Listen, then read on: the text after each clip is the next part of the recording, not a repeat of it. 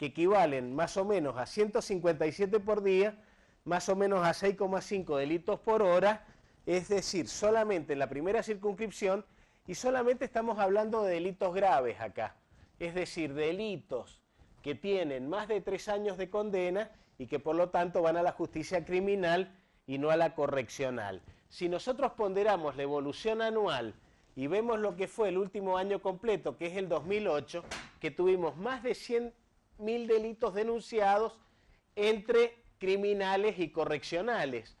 Pero además se produce otra situación media insólita, y es que los delitos leves cada vez se denuncian menos, es decir, ya prácticamente no hay ningún nivel de confianza en el sistema, porque lo que sabemos de la criminología es que cuando se incrementan los homicidios, los robos agravados, los asaltos agravados, se incrementan muchísimo más los pequeños hurtos, los pequeños peajes en la calle, los pequeños delitos de hurto en el auto o en la casa, etc. Es decir, que tenemos no solamente una sensación agobiante de inseguridad, sino además se corresponde con un aumento importante del delito y además se corresponde con otro dato peligroso que es el siguiente: lo verde son denuncias, lo rojo, para los que lo tengan muy buena vista y lo puedan ver, son sentencias. Es decir, que en el nivel de impunidad que tenemos, primero las sentencias permanecen casi invariables a lo largo de los años. En 1994 tuvimos 4.200 sentencias y el año pasado tuvimos 5.000. O sea que la tasa de resolución de delitos, que nos da al mismo tiempo la tasa de impunidad, es también signo de que el sistema de retribución judicial del delito está muerto. Está en un nivel de colapsamiento terminal. Tiene 100.000 de ingresos, 5.000 de egresos. Si no empezamos a pensar de otra manera, estamos fritos. Ahora, ¿cuáles son los factores que explican la emergencia del delito? Ya hace bastante tiempo se ha podido de alguna manera coincidir en que los factores que generan delito son básicamente socioeconómicos. No tienen nada que ver ni con las leyes, ni con la retribución penal, ni con la policía. Tienen que ver básicamente con un conjunto de elementos que auspician la emergencia de lo que se llama marginalidad y exclusión. Marginalidad y exclusión quiere decir que las personas están naciendo en un contexto económico-social en el cual son deprivados, son privados de calidad para acceder al bienestar que básicamente hoy nos está dando el consumo. Entonces tenemos ahí una situación que si no abordamos pensando en el mediano y largo plazo, porque los niñitos que mataron a este empresario ayer o antes de ayer tenían unos poquitos años, 12, 13 años. Un niño de 12 o 13 años no es un delincuente, pero te puede matar, porque se están verificando unas condiciones socioeconómicas que son tremendas. Desigualdad del ingreso, pobreza, tasa de desempleo abierto, jóvenes urbanos que no estudian ni trabajan, jóvenes que abandonan la escuela y jóvenes urbanos que están trabajando cuando en realidad tendrían que estar estudiando o tendrían que estar desarrollando y preparándose para su ingreso al escenario laboral a los 18 años, que es cuando debería corresponder. En Mendoza, todos estos factores dan de una manera horrible. Es decir, el manejo de los factores socioeconómicos en Mendoza a lo largo de los años es muy dramático y en la Argentina también. El peor de todos es lo que llamamos inequidad en el ingreso, es decir, la diferencia del 10% más pobre al 20% más rico y después vamos a ver al revés. Mariano Seafardini, en su libro sobre delito urbano en la Argentina, digamos, Mariano Seafardini, para meternos un poco en contexto de viejo centro derecho-izquierda, digamos, estaría el centro-izquierda. Mariano es del grupo de Zaffaroni, del grupo que viene trabajando en ese sentido.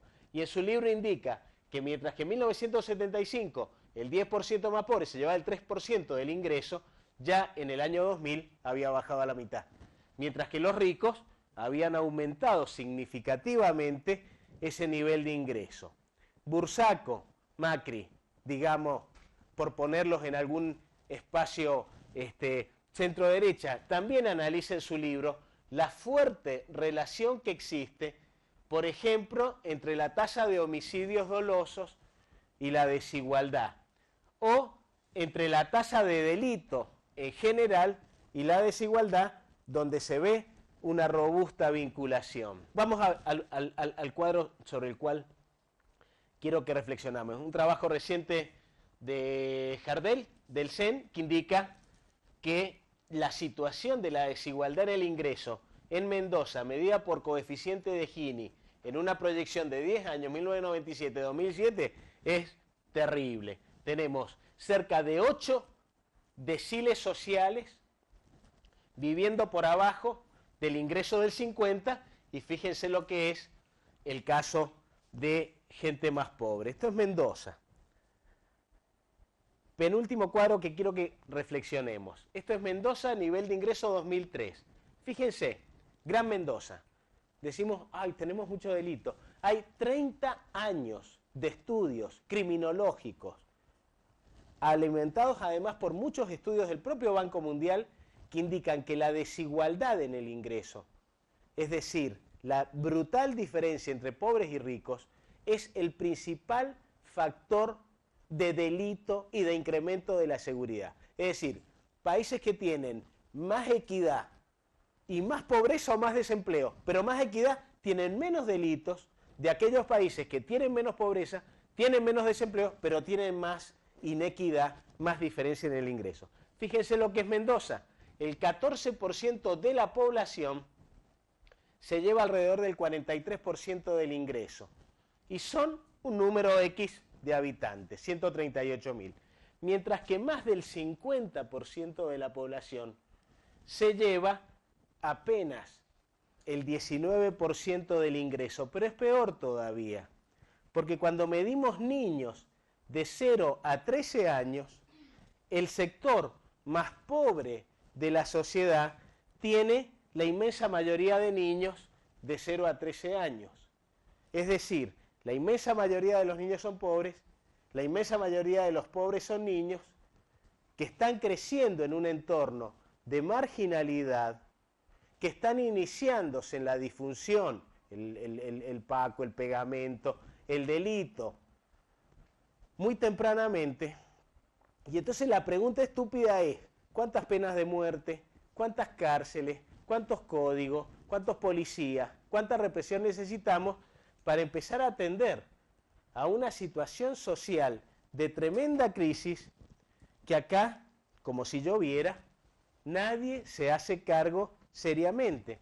Fíjense lo que pasa con el embarazo adolescente, es decir, chicas que están embarazadas entre los 15 y los 19 años. Estos son los países desarrollados. Más o menos la tasa de embarazo adolescente es 7, 8, 10, 12 cada 1000. En países desarrollados se entiende que una tasa de 27 cada 1000 es admisible. Chile, por ejemplo, tiene 44 para 1000. Pero ¿qué pasa en la Argentina? En la Argentina nosotros estamos con una tasa de embarazo adolescente del orden de los 70 cada 1000. Y eso es peor aún en los sectores que no tienen acceso a la educación, a la prevención de embarazos no deseados o eventualmente al aborto, que en la Argentina solo es punible para las pobres. Porque si una persona que tiene dinero se quiere hacer un aborto, no tiene ningún problema, se lo hace y el sistema político ni se inmuta. Entonces acá tenemos un problema grave que demanda una apertura en los modelos mentales de los líderes cuando estamos hablando de cómo proveemos respuesta a la inseguridad. Si nosotros no entendemos que una política de seguridad es básicamente una política social y que una política social no está destinada a castigar, sino que tiene que estar destinada a proteger, a contener, a reparar, a ayudar, a sanar, es obvio que las políticas de seguridad van a seguir fracasando, porque operan sobre el emergente último de la disfunción, el último delito, el último homicidio, la última el último robo, y no sobre los factores estructurales sociales sobre los cuales debería operar y que tienen que ver fundamentalmente con el sentido de este seminario, que es el acceso a un ingreso universal que garantice el acceso a un nivel estándar de calidad de vida que permita sacar de la marginalidad y de la exclusión a ese infinito número de niños que están naciendo y creciendo en unos entornos feroces.